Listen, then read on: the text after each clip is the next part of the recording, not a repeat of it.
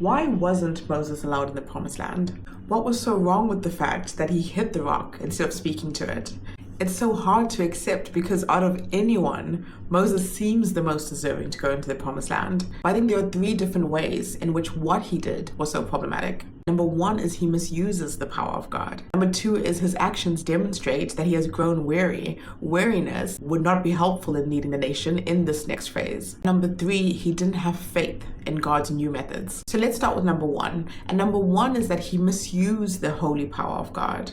In Numbers, God says, "You did not show me as holy to the nation." Remember, the book of Leviticus, the book that Moses wrote, is all about how important it is to treat God as holy. To be holy means to be set apart, to be separate, to treat God as this completely unique being, unique to all of us. And so when God gives him the instruction, take the staff and go and speak to the rock, Moses takes the staff, but instead of speaking to the rock, he hits it twice to make water come out of it.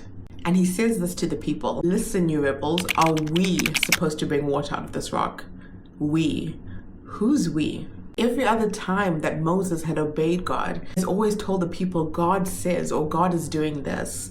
But this time he says, must me and Aaron be the ones to do it for you? Remember, to treat God as holy means to treat him as a separate being, to treat him as set apart. But Moses is blurring the lines here. Is it God who gives us water, or is it Moses who gives us water?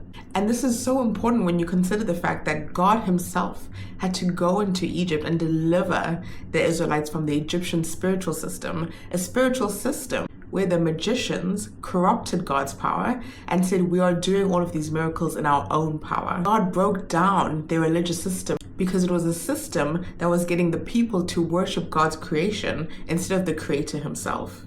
And now Moses, in his actions right now, is mirroring the same type of behavior by making it seem like he himself is capable of the power of God. Which is why God says, you did not treat me as holy. You did not distinguish between my power and your own power. You blurred the lines. And God's holiness is a lesson that he taught the Egyptians the hard way, and a lesson that he spent the entire of Leviticus teaching the Israelites the softer way. And now Moses, the one who was helping God teach the lesson, needed to learn a lesson himself. The second reason why Moses might not have been allowed into the promised land is by doing this act, he showed how weary he had become as a leader.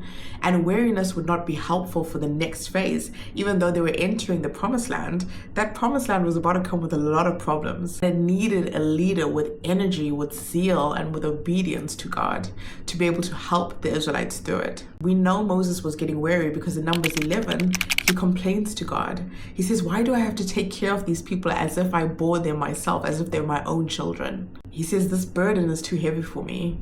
And then again in Numbers 16, one of the priests, Korah, challenges Moses' position.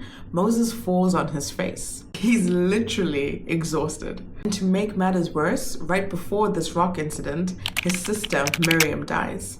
You've got weariness coupled with grief. That makes people even more tired, even more weary. And that's okay, but it isn't what Israel needs in a leader to go into what God is calling them to be.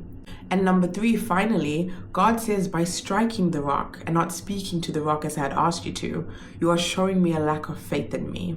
You see, back in Exodus, God had actually asked Moses to do something very similar. He said, go to a rock and strike it, and water will come out of it.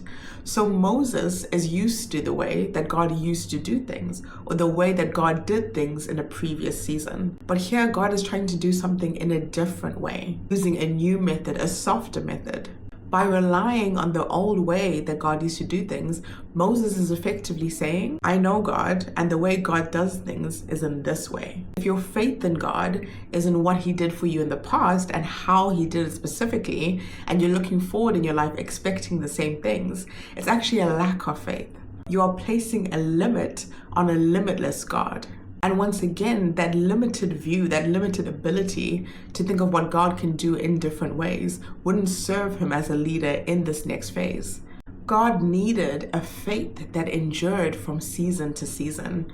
That type of faith makes room for God to do what God does in every way possible. The hard truth is, as faithful as Moses was to God, and as much as God loved Moses, the plan was more important. You see, the plan was for this nation to be ready, to be secure, to take the promised land, and also to be a royal priesthood, to bring all the other nations of the earth back into relationship with God. That plan was more important than Moses' own wishes.